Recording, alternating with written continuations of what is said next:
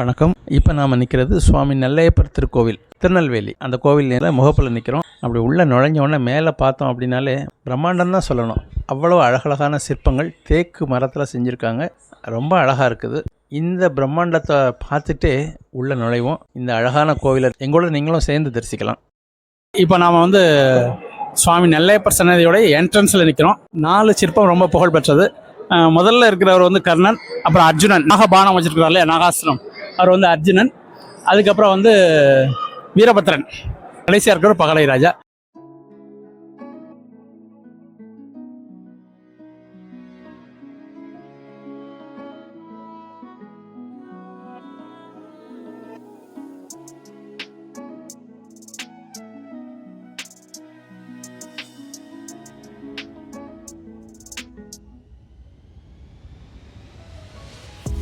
தெற்கு வெளிப்பிரகாரம்.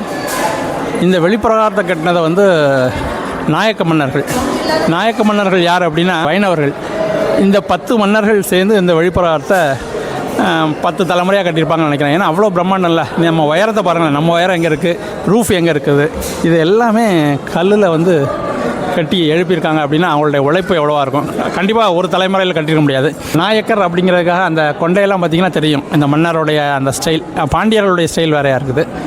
இவங்க வைணவர்கள். அந்த காலத்தில் வைணவர்களும் சைவர்களும் ஒன்றா இருந்திருக்காங்க. தமிழும் வைணவமும் சமஸ்கிருதமும் எல்லாம் ஒன்று தான். இப்போ தான் வேறுபாடு இருக்குது. 3 பட்டா இருக்குது. இன்னொரு நாயக்கரை பார்ப்போமா. இந்த நாயக்க மன்னருக்கு பார்த்திங்கன்னா நாமம் போட்டிருக்கிறார். வைணவராக இருந்து சைவம் தலைக்கிறதுக்காக பாடுபட்டிருக்காங்க.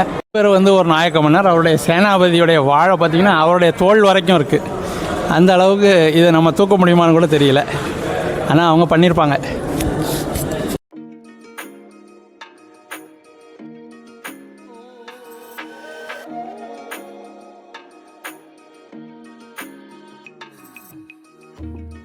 பின்னாடி தெரியாத தட்சிணாமூர்த்தி சன்னதி. அது நெல்லையப்பர் கோவில் தெற்கு பிரகாரத்தில் இருக்குது. அங்கேருந்து நேராக பார்த்தோம் அப்படின்னா அம்மன் சன்னதிக்கு வரோம். இந்த இடம் தான் சங்கிலி மண்டபம். அம்பாள் கோவிலையும் சுவாமி கோவிலையும் இணைக்கக்கூடிய சங்கிலி மண்டபம்.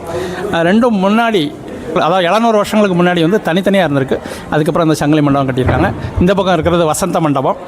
இங்கே அம்மையப்பன் சன்னதி பக்கத்துலேயே கோசாலா. ரொம்ப அழகழகாக இருக்குது பசுவெல்லாம். வாங்க பார்ப்போம்.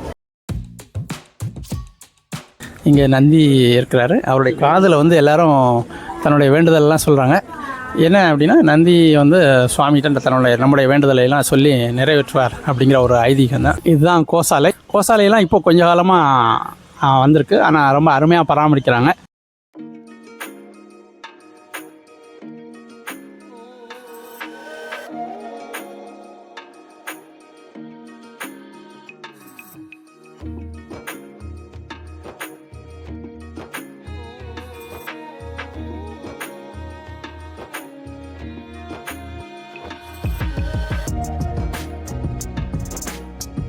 கோடை காலத்தில் வசந்த மண்டபத்தில் சுவாமியும் அம்பாளும் இருப்பாங்க. இதுதான் அந்த வசந்த மண்டபம்.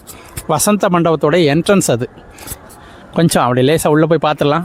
இடம் யானையை குளிப்பாட்டுறதுக்காக கவர்மெண்ட்டில் இப்போ ரீசெண்டாக கட்டினது. ஆனால் நம்முடைய காந்திமதி யானை போன வருஷம் இறந்து போச்சு. அதோடைய 1 ஆண்டு நினைவு தினம் கூட ரொம்ப அழகாக கொண்டாடினாங்க. இது வழியாக யானை இந்த இடத்துல குளிக்கும். அதுக்காகவே கட்டி வச்சுருக்காங்க. இதுதான் வசந்த மண்டபத்துடைய மையப்பகுதி. உள்ள சிவபெருமானும் காந்திமதி அம்மையும் இருப்பாங்க. அது கோடை காலத்தில் அவங்கள சுற்றி ஒரு அகழி மாதிரி இருக்கும். அதில் தண்ணி விட்டு வச்சுருப்பாங்க. அதாவது எப்போதும் குழுன்னு இருக்கணுமா. இந்துக்கள் தன்னுடைய வைபவங்களை அம்பாளையும் சுவாமியும் வச்சு ரசிச்சிருக்காங்க. கோடை காலத்தில் அம்பாளுக்கு வேர்க்கக்கூடாது, சுவாமிக்கு வேர்க்கக்கூடாது அப்படின்னு சொல்லி இப்படி ஒரு வசந்த மண்டபத்தை அந்த காலத்தில் யோசிச்சுருக்காங்க. பார்த்தீங்களா?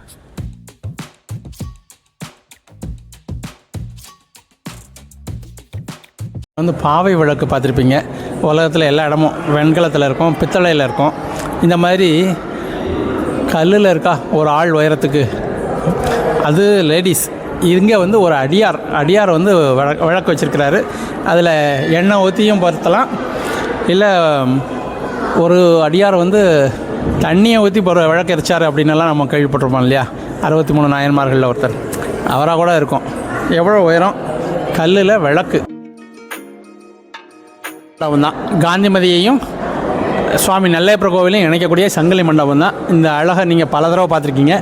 இப்போ நான் கொஞ்சம் திடீர்னு கவனித்த உடனே இது ஒரு பெரிய வீரன்னு தெரியுது, பார்த்தாலே தெரியுது. இப்படி பார்த்துட்டே வாங்க. நல்ல குருவாள்லாம் வச்சுருக்கிறாரு, மீசை பயங்கரமாக வச்சுருக்கிறாரு. இவரை பார்த்தாலும் அப்படி தான் தெரியுது, வீரன் மாதிரி தெரியுது. அப்படி கொஞ்சம் கொஞ்சமாக கீழே பாருங்கள், மனித உடம்புல சிங்கத்துடைய பாதி உடம்பு வந்து மிருக உடம்பாக இருக்குது. கடவுள் பாதி மனிதன் பாதின மாதிரி பாதி மனுஷன் பாதி வந்து சிங்கமாக இருக்குது. அப்படி காலை பாருங்களேன், கால் நகங்களெல்லாம் பார்த்தீங்கன்னா அவ்வளவு ஷார்ப்பாக காட்டியிருக்காங்க. அப்போ இவர் யாராக இருக்கும் அப்படிங்கிறத நீங்கள் தான் சொல்லணும், எனக்கு தெரியல. இல்லை, இந்த ஜுவல்லரிக்காரங்க இங்கே வந்தாங்கன்னா கொஞ்சம் யூஸ்ஃபுல்லாக இருக்கும்.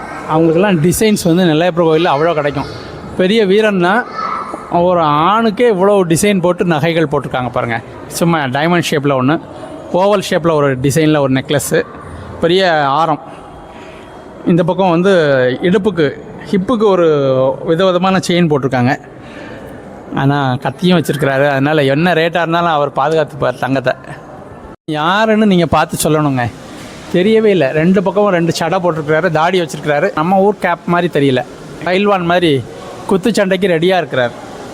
இதை பாருங்கள், இதை பார்க்கும்போது ஒரு இஸ்லாமியர் மாதிரி தெரியுது. பரவாயில்ல, இஸ்லாமியர்களும் இங்கே வந்திருக்காங்க. திருநெல்வேலியில் கத்தி மீசை எல்லா மீசையும் பார்த்துருப்பீங்க. இப்போது ஒரு மீசை, இலை மீசையை பார்க்குறீங்களா? இவருடைய மீசையை பாருங்கள், அதை அப்படியே முறுக்கி விட்டுட்டு கையில் ஒரு கத்தியும் வச்சுருக்கிறாரு. இது ஆஞ்சநேயர் வந்து தவம் இருக்கிறாரு. தவம் இருக்கும்போது கூட எவ்வளோ கம்பீரமாக இருக்கிறாரு பாருங்கள், அட்டகாசமாக இருக்கா? இவர் வந்து ஹாப்பி ஆஞ்சநேயர். அங்கே தவம் இருக்கிறாரு, சீரியஸாக இருக்கார். இவர் ரொம்ப ஹாப்பியாக டான்ஸ் ஆடிட்டு இருக்கிறார். இது வந்து கருமாரி அம்மன் தீர்த்தம், அதுக்கு போகக்கூடிய வழி இது. இங்கே இந்த சிற்பத்தை பார்த்தோம் அப்படின்னா எல்லாமே வந்து சைனீஸ் மீசை, எல்லாம் வெளிநாட்டோட தொடர்பு கொண்டவர்களாக நம்ம தமிழர்கள் இருந்தாங்கங்கிறத ஒவ்வொரு தூணும் நமக்கு சொல்லுது. அப்படி எங்கே பாருங்கள், இதுலேயும் வந்து சீனர்கள். இதை பார்த்தீங்கன்னா அந்த பக்கம் பின்னாடி வசந்த மண்டபம், இந்த பக்கம் கருமாரி தீர்த்தம். கருமாரி தீர்த்தம்ங்கிறது ஒரு தப்பக்குழம். அம்பாளுடைய மூலஸ்தானத்துக்கு நேர் பின்னாடி இந்த தீர்த்தம் இருக்குது. மூங்கில் காடாக தான் இருந்தது. பாண்டிய மன்னர்கள் இதை திருநெல்வேலியை நிர்மாணம் பண்ணும்போது இது வேணுவனம். இந்த வேணுவனத்தில் இருந்த சுவாமி, அதனால் வேணுவன நாதர், நெல்லையப்பர். நெல்லுக்கு வேலையிட்டு காத்ததால் நெல்லையப்பர். அந்த புராணங்களெல்லாம் நம்ம தெரிஞ்சிருப்போம். காந்திமதி அம்மன் கோவிலில் உள்ள பொற்றாமரை தீர்த்தம்.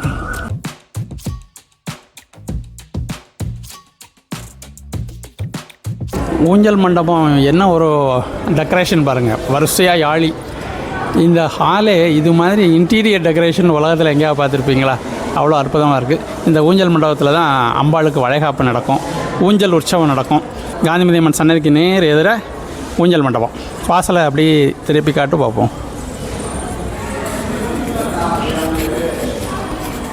ஒவ்வொரு யாழியும் ஒவ்வொரு விதம்.